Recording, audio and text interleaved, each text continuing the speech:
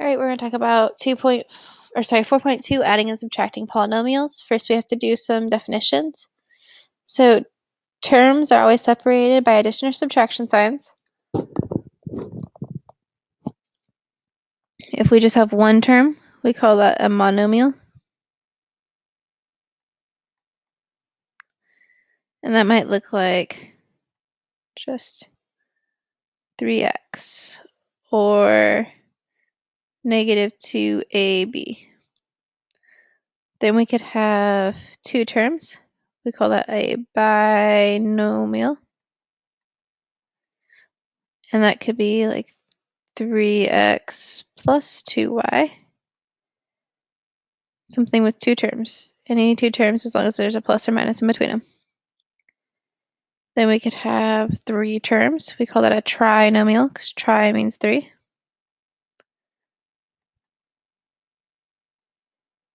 So that might look like 4x squared plus 2x minus 5.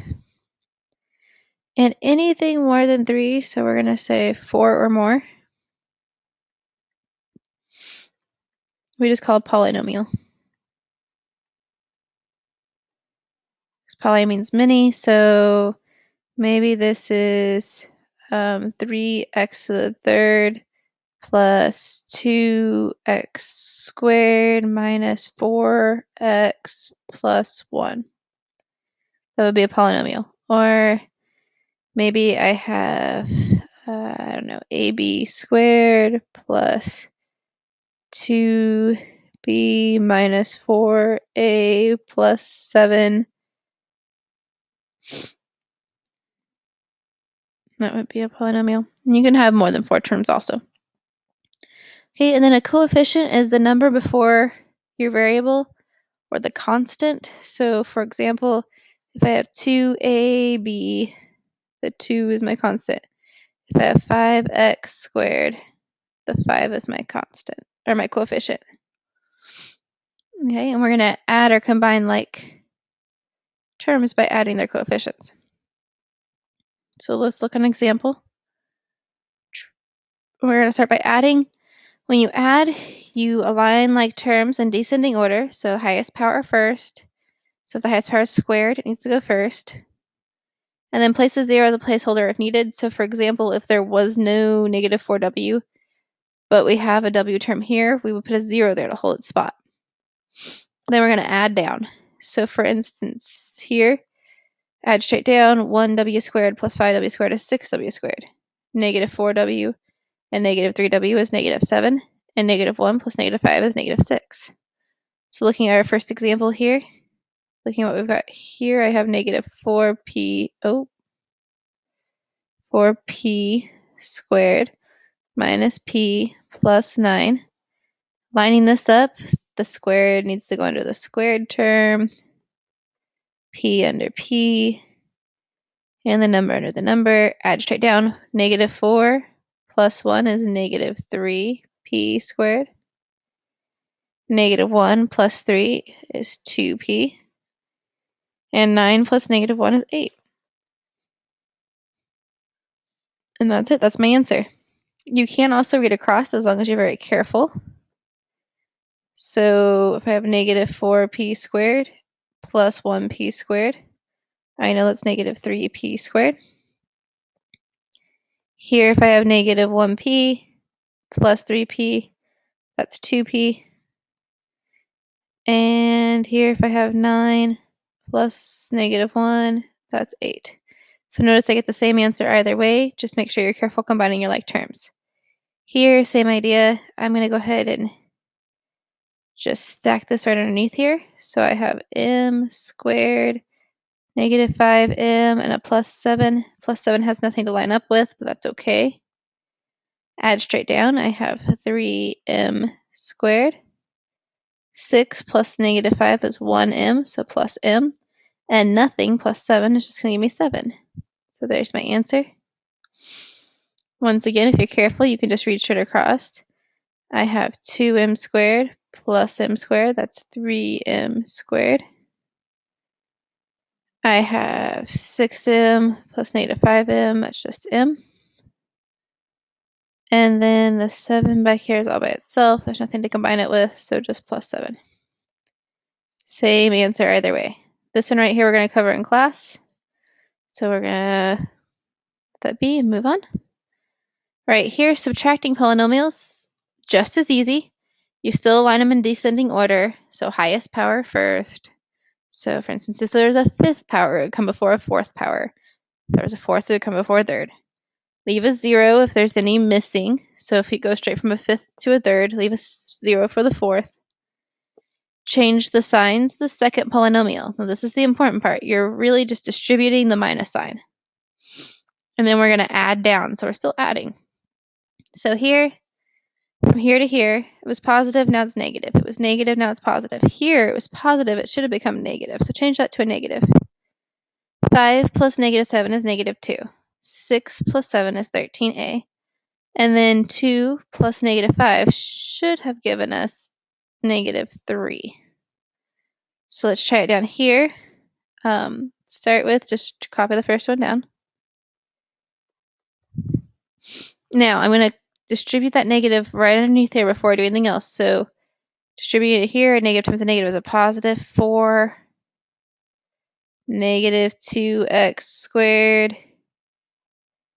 Negative 8x. Now, careful to line it up correctly. The squared term has to go underneath the squared term. So negative 2x squared. The negative 8x is going to go next. And then the plus 4, positive 4.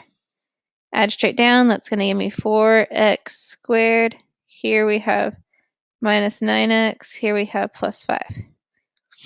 Once again, you can just go straight across, but distribute the negative first. So here, 6x squared minus 2x squared is 4x squared. Here, negative 1x minus 8x is negative 9x. And then to finish it off, your positive 1 and your positive 4 is positive 5. Same answer either way. Same thing here. Make sure you start by distributing the negative through the second parentheses. So that's negative 2k minus 3 before we even get started. And then you can read across combining your like terms, or you can stack them. Either way, you should get to the same place.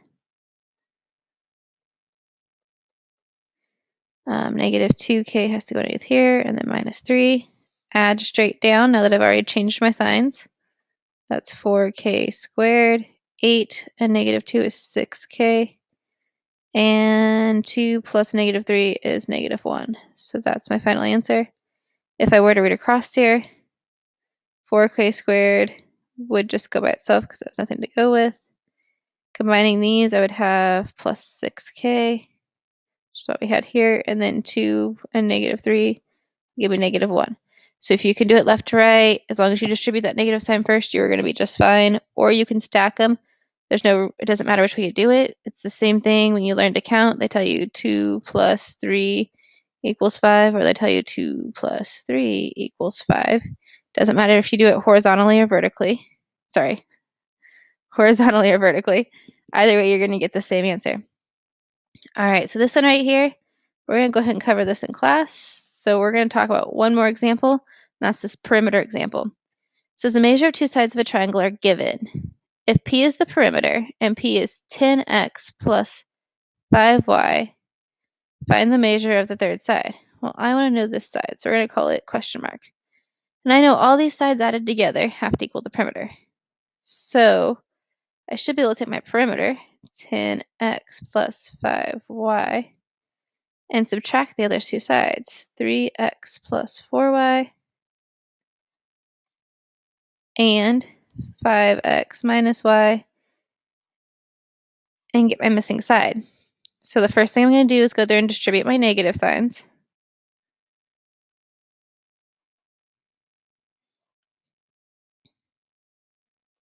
I'll put question mark equals. Okay. But I need to distribute those negative signs. So we have negative 3x, negative 4y, negative 5x, positive y. And then bring this down. 10x plus 5y. And then we're going to combine like terms. I have 10x minus 3x. Takes me down to 7. Minus 5 more. Leaves me with 2x. And then if you need to, mark those off. We already used all of those. See what's left. We have 5y minus 4y. That's 1y. Plus y is 2y. So I have 2y. So this side is 2x plus 2y. And if I wanted to check it, I could quickly add these up, combining my x's. 3x plus 5x plus 2x is 10x. So that gives me back that piece. And then 4y minus y, that's 3y plus 2y is 5y. So that gives me that piece for my total perimeter. So I must have done this correctly. All right, and that's 4.2. Make sure you do the odds on the new stuff and all on the review.